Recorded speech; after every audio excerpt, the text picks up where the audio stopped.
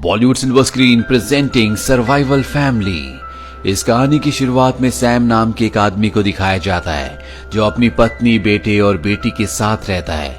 हालांकि ये पूरा परिवार एक ही घर में रहता है, लेकिन एक घर में रहने के बाद भी ये सब के सब अलग अलग है, क्योंकि टेक्नोलॉजी इनके ऊपर इतनी हावी हो चुकी है कि ये हमेशा अपने गैजेट्स में बिजी रहते हैं। एक सुबह जब सैम उठता है तो देखता है कि उसे ऑफिस जाने में देर हो गई है, क्योंकि आज अलार्म घड़ी नहीं बजी होती। और जब वो अपनी पत्नी से पूछता है कि घर की कोई भी घड़ी क्यों नहीं चल रही, तो वो कहती है कि मुझे नहीं पता। दरअसल इलेक्ट्रिसिटी से चलने वाली हर एक चीज अपने आप ही बंद हो गई होती है। इन्हें लगता है कि पावर ऑफ हो गई है, इसीलिए ऐसा हुआ है। लेकिन जब सैम की बेटी अपना मोबाइल देखती है तो वो भी ऑफ होता है। सैम इस बात की इंक्वायरी करने के लिए अपने लैंडलाइन फोन को उठाता है, लेकिन वो भी डेड होता है। इन्हें कुछ भी समझ नहीं आता।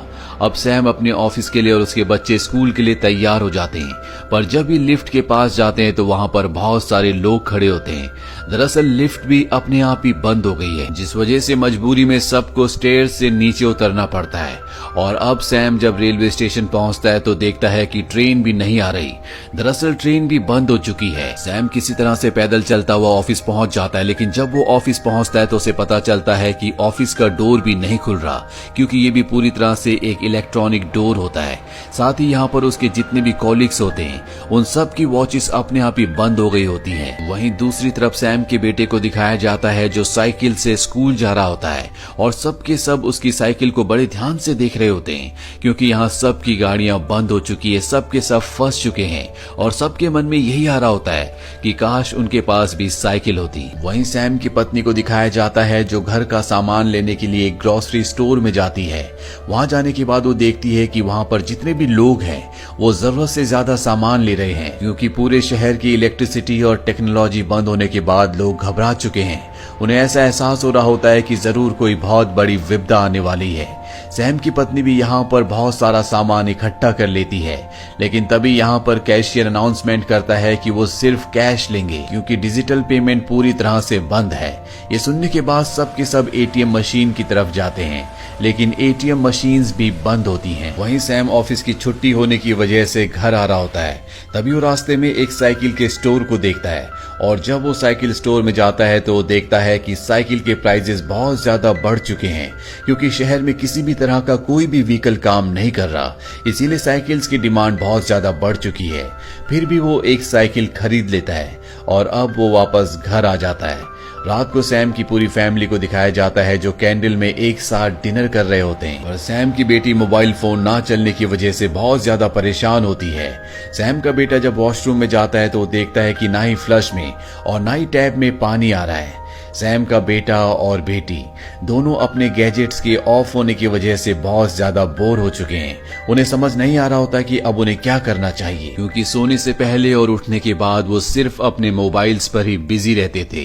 अब सैम का पूरा परिवार घर से बाहर बालकनी में जाता है और ये देखते हैं कि पूरा शहर अंधकार है।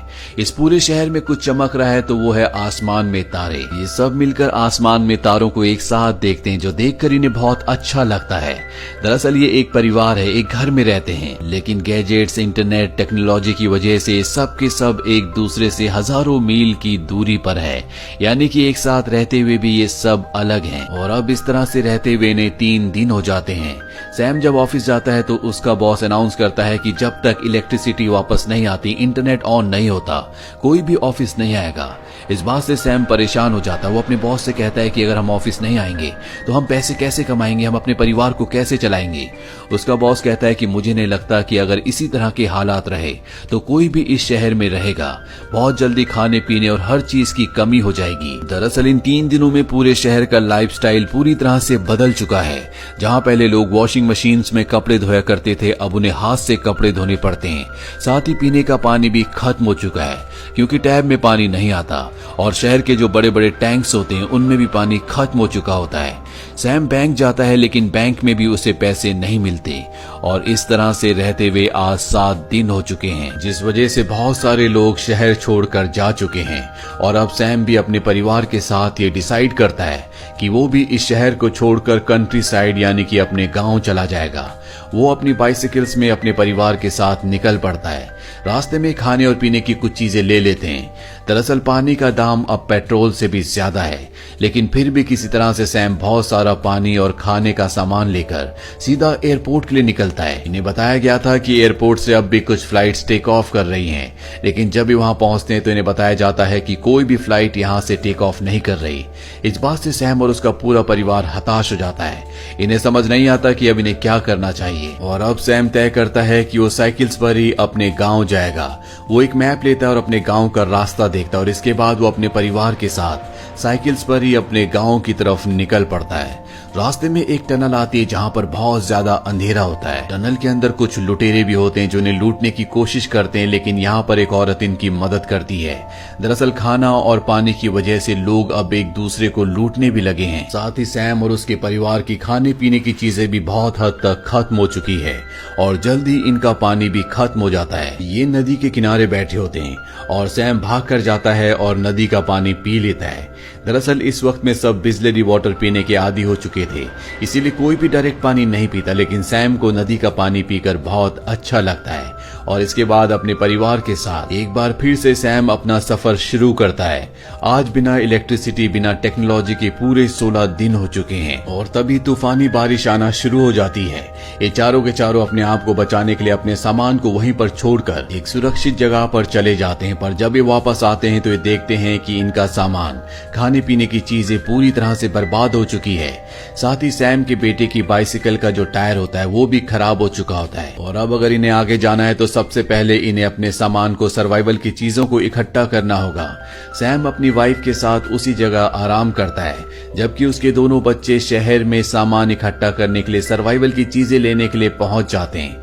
ये एक स्टोर में पहुंचते हैं जहां पर सैम का बेटा अपनी साइकिल का टायर ढूंढ रहा होता है, लेकिन वहां पर उसे टायर नहीं मिलता।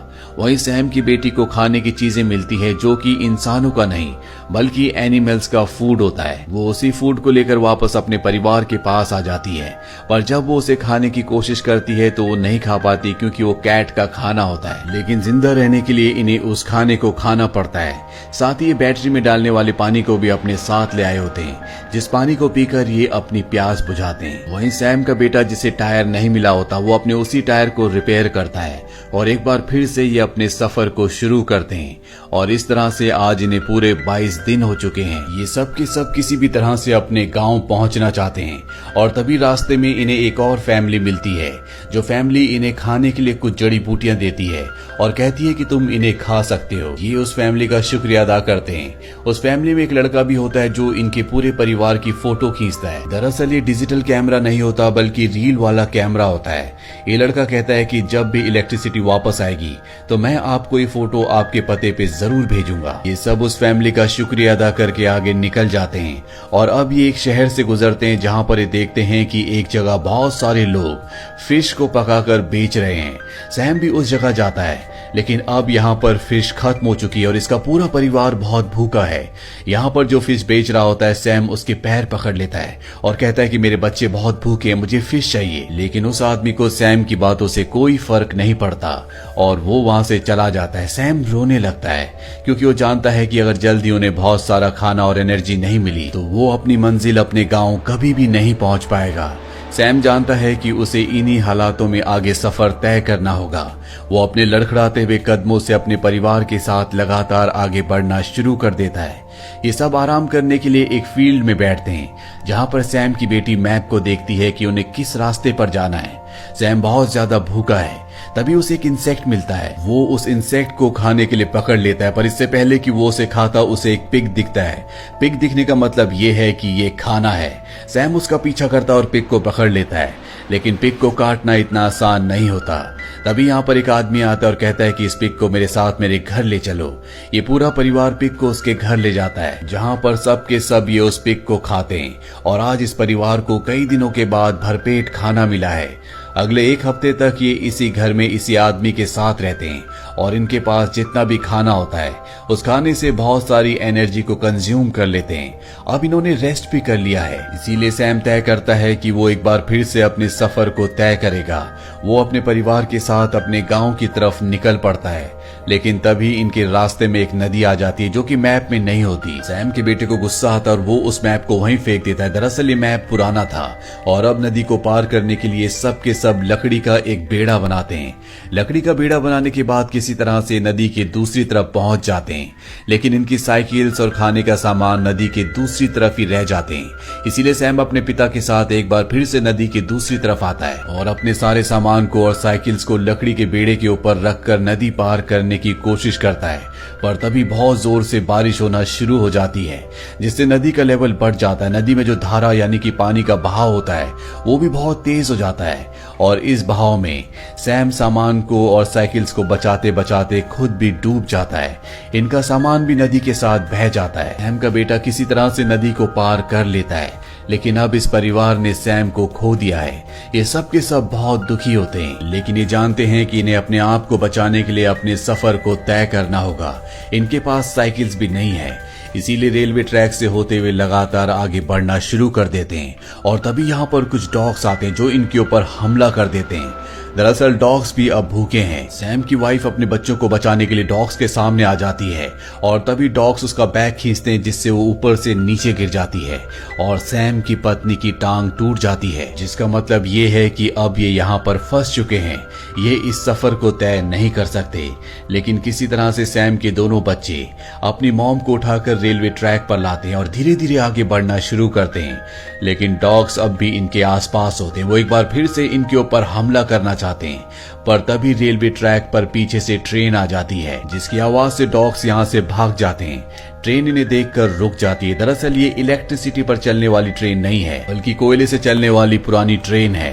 ट्रेन से कुछ लोग उतरते और इन सबको ट्रेन पर ले आते हैं, जिसके बाद इन्हें खाने और पीने के लिए सामान दिया जाता है। साथ ही सैम की पत्नी के पैर पर पट्टी भी की जाती है। वहीं दूसरी तरफ हमें सैम की बॉडी को दिखाया जाता है, जो नदी में बहते हुए कई किलोमीटर आगे पहुंच चुकी होती है। पक्षी उसे खाने के लिए उसके ऊपर आते हैं, लेकिन सैम यहाँ पर मरा नहीं होता, बल्कि वो जिंदा होता है। वो बहुत बुरी तरह से जख्मी हो चुका है। किसी तरह से सैम पूरी हिम्मत जुटाकर वहां से उठता है और धीरे धीरे चलता हुआ वो एक खेत के पास ट्रैक्टर के पास बैठ जाता है। और तभी उसे ट्रेन की आवाज आती है, जिसकी आवाज सुनकर उसके दिल में एक उम्मीद जागती है।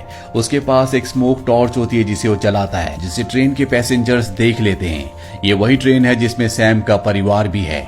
सैम के बच्चे भी जब देखते हैं कि किसी ने स्मोक टॉर्च जलाई है तो वो भी उस तरफ भागते हैं, और जब वो ट्रैक्टर के पास आते हैं तो देखते हैं कि उनके पिता अब भी जिंदा है। सैम को वापस ट्रेन में ले आते हैं। सैम अपने परिवार को देखकर बहुत खुश है। सैम का परिवार भी उसे जिंदा देखकर बहुत खुश है। और इसके बाद ये ट्रेन इन्हें इनके गांव के पास छोड़ देती है, जहां से सैम समंदर के किनारे जाता है। दरअसल समंदर के किनारे ही उसका गांव है। सैम अपने पिता को देखता है जो मछलियां पकड़ रहे होते हैं, जिन्हें देखकर उसे बहुत खुशी होती है। और अब सैम अपने परिवार के साथ इसी गांव में रहकर पुरानी तरह की जिंदगी जीना शुरू करता है, जहां पर किसी तरह की कोई भी टेक्नोलॉजी नहीं होती, ना ही यहाँ पर इलेक्ट्रिसिटी है। वो यहाँ पर खेती करते हैं, मछलियां पकड़ते हैं, लेकिन उनकी ये जिंदगी पिछली जिंदगी से काफी बेहतर होती है। पहले ये एक ही घर पर रहकर सब अलग अलग थे, लेकिन अब इन्हें परिवार का मतलब पता चल चुका है, एक दूसरे के साथ का मतलब पता चल चुका है। इनकी जिंदगी पूरी तरह से बदल चुकी है। और इस तरह से बिना इलेक्ट्रिसिटी और बिना टेक्नोलॉजी के रहते हुए ने 2 साल 126 दिन यानी कि पूरे 856 दिन हो चुके हैं। और अब इन्हें परिवार का, गांव का, एक दूसरे के साथ का मतलब अच्छी तरह से पता चल चुका है। और एक रात को सैम जब अपने परिवार के साथ सो रहा होता है, तभी उसकी अलार्म घड़ी बजना शुरू हो जाती है। सैम जब बाहर आता है तो देखता है कि इलेक्ट्रिसिटी वापस आ चुकी है। साथ ही जितनी भी टेक्नोलॉजी थी, यानी कि मोबाइल फोन्स और हर तरह के गैजेट्स एक बार फिर से चलना शुरू हो गए हैं। सैम अपने परिवार के साथ वापस शहर में आ जाता है, जहां पर जितने भी परिवार शहर से माइग्रेट हुए थे वो वापस आ चुके हैं। लेकिन अभी भी किसी को अच्छे से कुछ नहीं पता कि ये सारी इलेक्ट्रिसिटी और सारे गैजेट्स क्यों बंद हुए थे। कुछ वैज्ञानिकों का ये मानना होता है कि सूरज से निकलने वाली सोलर फ्लेयर की वजह से ऐसा हुआ था, जबकि कुछ लोग ऐसा मानते हैं कि ये एक टेररिस्ट अटैक था, जिन्होंने किसी खास मकसद से हर तरह के इलेक्ट्रॉनिक डिवाइसेस को, टेक्नोलॉजी को और साथ ही इलेक्ट्रिसिटी को बंद कर दिया गया था। वैसे तो ये कहानी एक परिवार की सर्वाइवल कहानी है, लेकिन ये कहानी हमें ये भी सिखाती है कि किस तरह से टेक्नोलॉजी हम सबको एक दूसरे से अलग करती है। हम एक साथ एक परिवार में रहने के बाद भी एक दूसरे से बहुत ज्यादा दूर हैं। अगर सच में हम रिश्तों को समझना चाहते हैं, अपने लोगों को जानना चाहते हैं, तो हमें टेक्नोलॉजी को ज्यादा इंपॉर्टेंस ना देकर अपने लोगों को टाइम देना चाहिए, जिससे हम एक दूसरे की फीलिंग्स को समझे, एक दूसरे का साथ दें, और शायद इसी को परिवार भी कहते हैं।